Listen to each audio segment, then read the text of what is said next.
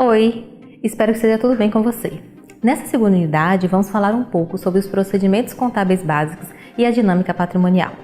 Na unidade passada, tivemos o primeiro contato com o balanço patrimonial. Lembrando que no balanço de uma empresa são registrados os valores do ativo, passivo e patrimônio líquido, em uma determinada data, tá? Geralmente 31 de dezembro. Porém, na contabilidade, os registros contábeis são realizados primeiramente em contas, que nada mais é do que o nome técnico dado a cada componente do patrimônio e do resultado. Assim, todos os acontecimentos que ocorrem nas empresas, que podem ser expressos de forma monetária, são registrados pela contabilidade em contas próprias.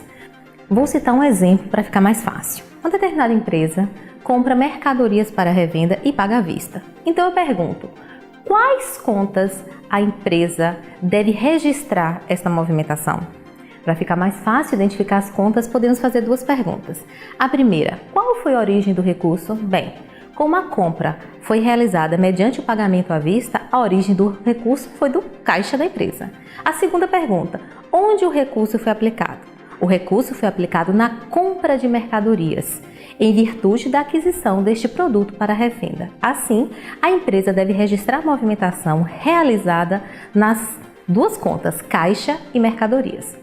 As contas utilizadas na contabilidade podem ser classificadas primeiramente em contas patrimoniais, onde registramos os bens, direitos e as obrigações da empresa.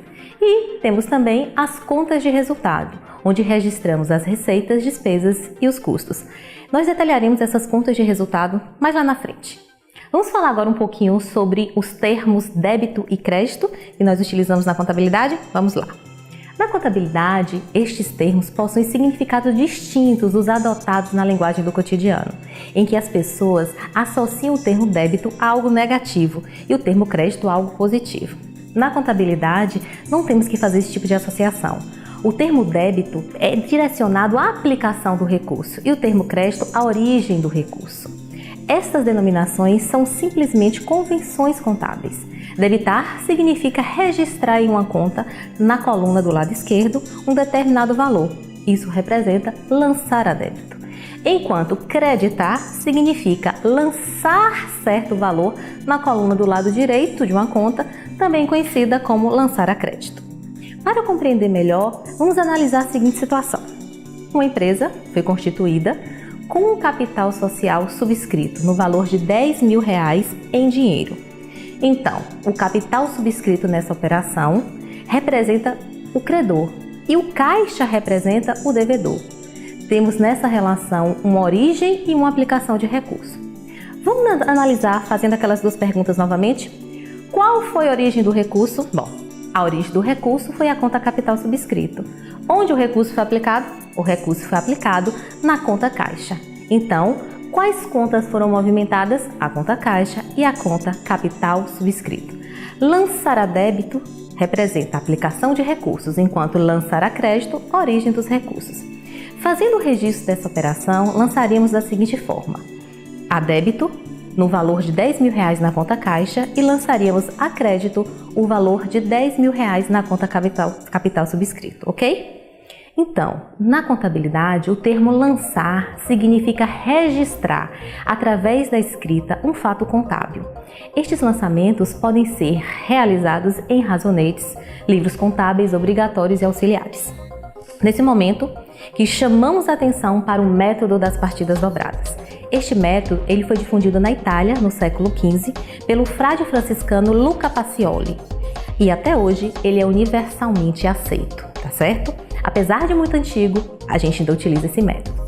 A aplicação do método das partidas dobradas implica compreender que cada lançamento, o valor total lançado nas contas a débito deve ser igual ao total do valor lançado nas contas a crédito.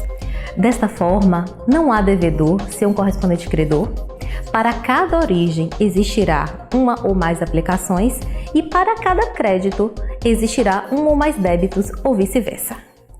Na prática, para a aplicação do método das partidas dobradas, efetuamos o registro em uma determinada conta, que chamamos de razonete, que é uma representação em forma de T, também chamada simplesmente de conta T. Na conta T, podemos visualizar três partes. cada parte com uma finalidade específica. Na parte de cima, devemos indicar o nome da conta. No lado esquerdo, os valores lançados a débito e do lado direito, os valores lançados a crédito. Ao registrar um fato contábil, atendendo ao método das partidas dobradas, deve-se registrar a origem e aplicação do recurso simultaneamente. Debita-se a aplicação e credita-se a origem, ou seja, no razonete, para debitar uma conta, deve-se lançar os valores do lado esquerdo e para creditar, deve-se lançar os valores do lado direito. Vamos usar um exemplo para ficar mais fácil? Bem, no exemplo anterior, em que dois sócios decidem constituir uma empresa com capital social totalmente subscrito em dinheiro no valor de R$10.000, se a gente fosse usar essa mesma situação, como ficaria o lançamento no razonete? Bem, primeiro a gente vai perguntar, qual foi a origem do recurso? A origem do recurso foi o capital subscrito, o valor investido pelos sócios. E onde este recurso foi aplicado? O recurso foi aplicado na conta caixa da empresa. Então, vamos movimentar as duas contas, a conta caixa e a conta capital subscrito. Fazendo o registro dessa operação em razonete, lançaríamos da seguinte forma. Primeiro, lançaríamos a débito o valor de R$10.000 na conta caixa, que representa uma aplicação do recurso, e lançaríamos a crédito o valor de R$10.000 na conta capital subscrito, que representa a origem do recurso. Em síntese, o recurso foi oriundo dos sócios através da integralização do capital subscrito e aplicado no caixa. Portanto, debita-se do lado esquerdo a conta caixa e credita-se do lado direito a conta capital subscrito. A conta caixa pertence ao ativo circulante da empresa, enquanto a conta capital subscrito faz parte do patrimônio líquido. Desta forma, o razonete é utilizado para registrar as movimentações da empresa, utilizando um razonete para cada conta. Lembrando que sempre teremos origem e aplicação de recursos, débitos e créditos correspondentes, tá bom? Eu queria que vocês dessem uma olhadinha no segundo capítulo do módulo para consultar mais exemplos e também observar a atividade prática resolvida, tá bom? Quando falamos em escrituração contábil, não podemos deixar de fora o livro diário e o livro razão. São os dois livros contábeis que são obrigatórios na contabilidade e cada um tem uma finalidade própria. No livro diário, os lançamentos contábeis são agrupados por dia, gerando um controle diário dos fatos contábeis.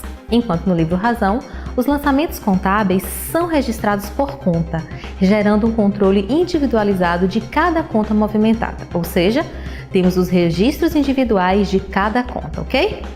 Voltando a falar do balanço patrimonial agora, cabe destacar que, como o próprio nome diz, ele representa o patrimônio da empresa em determinada data, ou seja, evidencia os ativos, passivos e o patrimônio da empresa. O balanço patrimonial é estruturado da seguinte forma. No ativo, as contas são classificadas em dois grandes grupos, ativo circulante e ativo não circulante. No ativo circulante, são registradas as disponibilidades, os direitos realizáveis no curso do exercício social subsequente e as despesas do exercício seguinte, enquanto o ativo não circulante é dividido em realizável a longo prazo, investimentos, imobilizado e intangível. Já o grupo do passivo, propriamente dito, estão registradas as obrigações exigíveis da empresa, também conhecido como capital de terceiros. As contas do passivo são classificadas como passivo circulante e passivo não circulante. No passivo circulante são registradas as obrigações de curto prazo, ou seja, as obrigações que vencem no exercício social seguinte. Já no passivo não circulante, são evidenciadas as obrigações exigíveis que possuírem vencimentos em prazo maior, ou seja, as obrigações de longo prazo, consideradas as que vencem após o término do exercício social seguinte. O patrimônio líquido, também conhecido como capital próprio, representa a diferença entre os valores do ativo e do passivo de uma empresa. Os grupos de contas que compõem o PL são capital social, reserva de capital, ajuste de avaliação patrimonial, reserva de lucros, ações em tesouraria e lucros ou prejuízos acumulados, ok? Agora eu quero que vocês compreendam bem a diferença entre o grupo do circulante e o grupo do não circulante. Vamos lá? Preste atenção! Tudo que a empresa tem a receber ou a pagar até o término do próximo exercício social, nós consideramos circulante. E tudo que a empresa tem a receber ou a pagar após o término do próximo exercício social, nós vamos considerar como não circulante. Vou exemplificar para ficar mais fácil. Considerando que estamos no exercício social de X1, os valores que a empresa tem a receber e a pagar com data de recebimento ou pagamento até o final de X2, nós vamos considerar como circulante. Já os valores que a empresa tem a receber ou a pagar a partir de X3, ou seja, após X2, consideramos não circulante, tá certo? Sempre faça essa associação. Como dito anteriormente, temos dois grandes grupos de contas, as contas patrimoniais e as contas de resultado.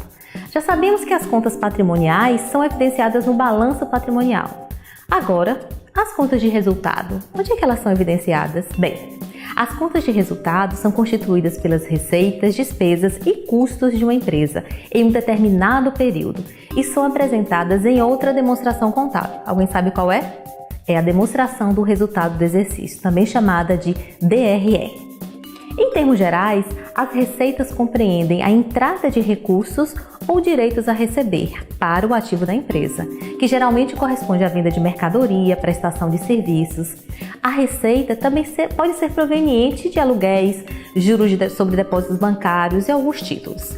Já o grupo das despesas podem ser entendidas como sacrifício patrimonial, o consumo de bens ou serviços que a empresa precisa gastar para gerar uma receita, tá certo? Alguns exemplos de despesas. Nós temos despesas de aluguel, despesas de juros, despesas de seguro, entre outros.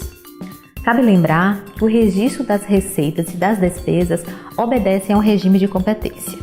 Ou seja, independente do seu recebimento ou pagamento, o fato contábil deve ser registrado no momento em que ocorreu. Eu quero que você leia um pouco mais sobre isso lá no módulo da disciplina, tá certo? Regime de competência.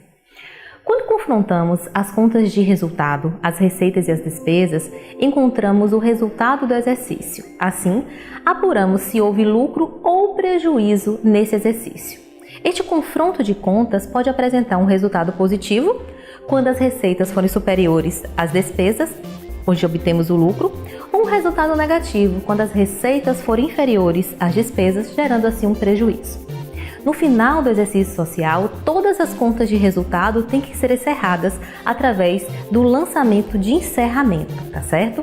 Então, todas essas contas nós vamos levar para a conta de resultado do exercício. Esta conta receberá o saldo devedor das contas de despesas e o saldo credor das contas de receita.